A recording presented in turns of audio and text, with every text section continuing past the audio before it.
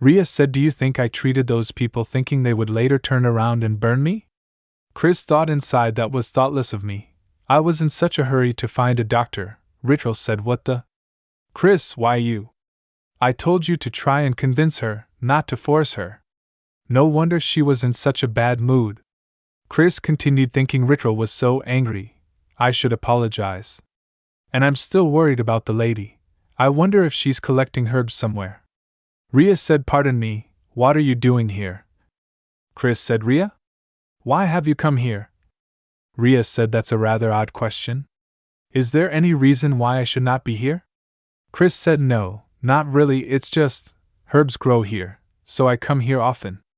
Herbs? Rhea said, yes, these flowers here. They're called chamomile. They have a lovely fragrance when boiled into tea, and they're good for fatigue and blood pressure. They have a calming and restful effect, so I thought they might be of help to the lady. Chris said, wait, hang on. Did you just say, to the lady? So, Rhea said, oh, haven't you heard? I've accepted the position, to look after the lady. I met her in person. She was kind just like you said. I never imagined I'd be comforted by a noble, let alone a duchess. She's quite unique. However, I'm sorry, my lady. This is rather embarrassing, Edna said. Oh my, not at all. I'm in the same boat as you, Rhea said, and thank you, my lady. I had planned to never again face reality, but I think that made the sadness in my heart grow even greater. You embraced a wound I hadn't even realized was there. Thank you so very much. Edna said, no, I in fact, finally have had my eyes opened, thanks to you. Thank you, Rhea? Rhea said, madam. Edna said, ah, that's right. Rhea, how much have you studied about medicine? Tell me as many details as you can.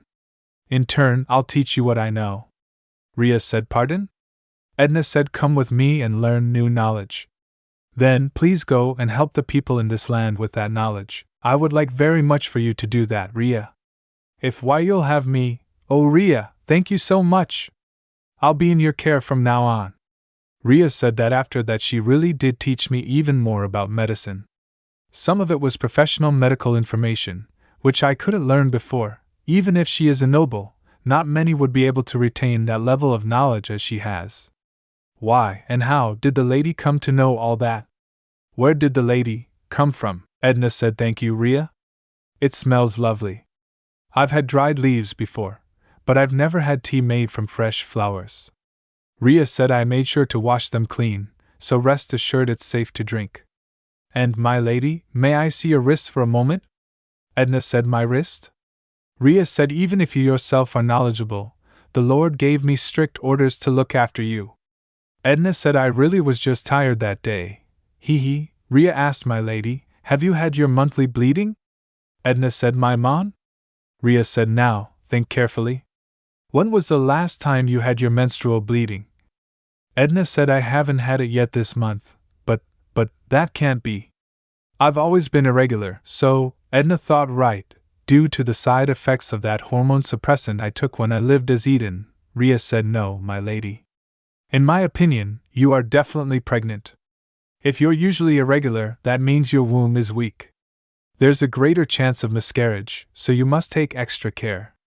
Do not drink the tea I just made for you. Chamomile is not suitable for pregnant women. I shall prepare a different herbal tea instead. I never had the chance to learn much about women or giving birth. Edna said, pregnant? Me? Rhea said, my lady, how should I inform the Lord of... Edna said, do not say a word to him. Let's just wait until we know for sure. I shall tell him myself. I'm not quite sure about this.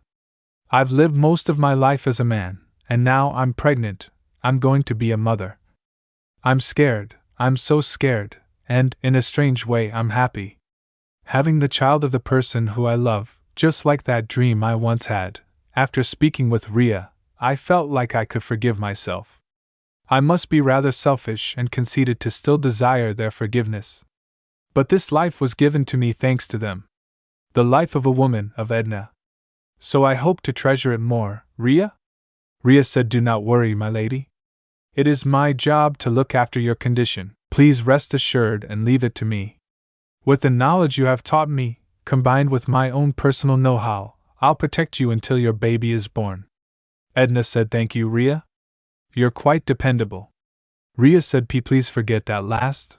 Rhea thought I took it too far. Duke said, Has there been any other movement from Count Pollitt? No. Ever since our defense line was set up, they haven't infiltrated again. That's suspicious. He's not the type to let things go without a fight. Very well, let's try this. Kian, you will defend the territory while I'm away. Kian said, Yes, my lord. Duke said, McFadden, Shane, and Mark shall accompany me into the city. As long as I don't get tangled up in anything troublesome, I should be back in a week. I shouldn't take more than 10 days at most, so don't let your guard down. Kian said, Yes, my lord. Duke said, We shall leave for the city in 2 days. Inform Mark and Shane to ready themselves. That is all. Kian said, Yes, my lord. Duke said, You two can take your time and exchange details about the border. I shall take my leave. I'm worried about Edna. Duke thought Edna seemed so uneasy with me yesterday. I became too sure of myself after we swore our oath of marriage. After all, it was forced upon her from the start. To Edna, this marriage to me is merely a means to survive. Duke and Edna both said, Oh. Duke said, Where were you heading to? I was also on my way there. Edna said, To the dining hall, since it's mealtime. What about you? Then, shall we go together? Duke said, Sure. Let's go together. Have some. Edna said, Oh, thank you. Duke said, Are you finished? Edna said, Yes. Duke said, Do you have any plans after this? Why don't we go back together and rest in our chamber? I need to speak with you, Edna said, Of course. Duke said, Well, we'll be going now. Enjoy the rest of your meals. Filey said, Thank you. Hey, did you see that? Yup. He must really love her. He even cut her meat. Well, what difference does it make? Besides, the lady seems happy too. So it's all good. Duke said, Edna, about the harvest festival, what are all those? Shouldn't you be resting? Edna said, Huh? Oh, I'm just going to check the ledger while I rest. Duke said, You're clearly a workaholic? Edna said, Yes, I suppose so. Duke thought, She's not even trying to hide the fact that she can read now. Duke said, Make sure to rest every now and then. What did Rhea tell you? Edna said, She said I just seemed exhausted. See, I told you, Duke said, but fainting from exhaustion isn't normal either. I can already imagine how much work you'll do while I'm gone. Just take better care of yourself. Edna said, While you're gone? Duke said, I have to visit the capital for the harvest. It should be about 10 days at most, so please be careful while I'm away. I really might go insane if something happens to you. Edna smiled, hee hee. Duke said, Why are you laughing?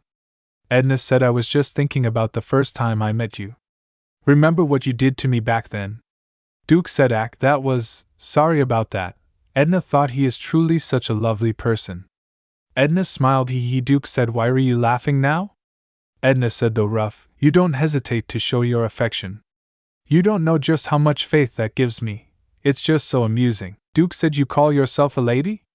Edna thought to tease you even more. Heartsuit. Soldier shouted, Hey, over here. Bring those over to this wagon. This one's full. What's in this sack? Philon said, Wow, where'd they all come from? They're all merchants who want to go to the capital. Soldier said, Hey. Take this one too. No wonder the Lord looks sort of annoyed. McFadden said, My lord, we should send for more soldiers to accompany us on our journey. We won't be able to guard this many with our current. Duke said, No. Besides, taking more people will only lengthen our travel time. But where the heck did all these blasted people come from? TSK. They're so scared they're trembling, yet they won't back down. That shows just how desperate they are. Philon and Philly shall join us. That should be enough. But not another soul. What's with your face? McFadden said, It's nothing. Edna said, Eli. Great, you're still here. I was hoping to see you off. Duke said, Edna. What are you doing here? You should be resting. Edna replied, I felt bored. May I stay here with you for a bit? Wow, there are so many people here. Are they all going to the capital too? Duke said, Edna. Is there something you wish to say to me? Edna said, something I wish to say? Something, let me think. Oh! Please bring me back a present. I'd like to receive a gift from you. Duke said, very well, a gift it is. In return, don't do anything reckless. Edna said, yes. Duke said, well then, we're off. Rhea said, you'll catch a cold like this, my lady? Edna said, oh, Rhea? Rhea said, have you still not told him? Edna said, you said so yourself, my womb is quite weak. Just if, there's any chance my womb cannot bear this baby, and it results in nothing. Rhea said, my lady, Edna said he would be disappointed. It's not that I don't trust him. I just don't want to see him disappointed or sad, that's all. You can understand, can't you? How truly passionate. We're still just newlyweds. 10 days. I hope nothing will happen in that time. The king said, let's be off, Goth. The harvest is about to begin. The king told Kiefer to just do as he had instructed, and the soldier replied, yes, my lord. The king then called Mond, who answered, yes, father. The king said he was leaving him in charge and told him to keep his wits about him. Mond smiled and promised, yes, father, you can count on me. However, another man remarked that the king indulged Mond far too much, calling him a lazy liar who only knew how to shout and warning that he would surely fail and ruin the plan. The king questioned whether he was being lectured, but the man quickly denied it. The king then mocked him, saying that Mond, the lazy liar, was still better than a coward. He told Goth not to be arrogant, reminding him that he sat there only because he was the eldest son, and that if it weren't for that, Mond would be sitting in his place. Goth reluctantly answered, yes, father. The king thought to himself that both his sons were pathetic fools who only competed with each other, admitting he overindulged Mond because the boy reminded him of his late wife and daughter, while Goth was too much like himself. Meanwhile, Mond was consumed with excitement, declaring it was finally time for a real slaughter. He raged internally about Goth looking down on him and about Eli, the arrogant peasant, who had risen to fame through war. He vowed to burn Eli's land to ashes so his father would finally acknowledge him. Later, the king explained to Kiefer that Mond would take charge of the plan only in name, because if he didn't give him a role, Mond would rush in and ruin everything. Kiefer suggested letting Mond defend the castle just to make him feel like a commander. The king admitted he expected nothing from Mond and that neither his title, confidence, nor efforts had any value. Kiefer pitied him, thinking that a fool should simply act like a fool and do as he's told. The story ends by stating this took place 4 days before the invasion of Westfield. Philwan said it feels like a real festival, doesn't it? Well, the long war is finally over. They must want people to enjoy celebrating as much as possible. McFadden said, my lord, the royal castle is now in sight. Duke said, so we're finally here? My limbs are so stiff I was sure I'd die on the way here. Philly said, wow, you look rough. Doubt anyone would think you're a duke looking like that. Duke said, quiet. We'll be there soon, McFadden. You ready to meet the king? McFadden replied, but of course. I can hardly wait to see him again. After all, he is the other lord I serve. And you really should get back to your carriage, my lord. Duke said, ugh, we've almost arrived. How long do you plan on lying around back there? I heard you, you old grump. Duke said to Philly and Philon, unload everything, then get some rest for today. They replied, yes, lord. Duke said, McFadden, you shall accompany me to the castle.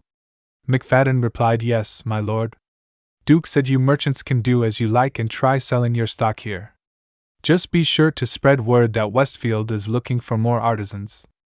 Oh, and buy the most beautiful jewelry and fabric you can find. As many of them as you can. I'm counting on you. Very well, now then, let's go. The king's neck must be sore from watching for our arrival. McFadden said, my lord, talk like that will get you arrested for treason. The king said my neck was beginning to feel sore from watching for your arrival. Duke thought, what did I say? McFadden also thought, yes. You might as well be psychic. The king said, good heavens, McFadden. You seem to have aged 10 years since you've been away. McFadden said, what? King said, is it because you've been giving him such a hard time, Eli? Now that's not fair, Your Majesty. How is it my fault he's getting old? McFadden thought, why are they making fun of me? The king said while smiling, ah ha ha ha. I'm only joking. I'm glad you both seem to be doing well, and here I was afraid you might not settle down in this land, but the air around you seems a bit different. Might this all be thanks to your lady? Duke said, Yes, Your Majesty. I am truly grateful you granted me the opportunity to meet a woman like her. The king said, I haven't seen you smile like that in quite a long time.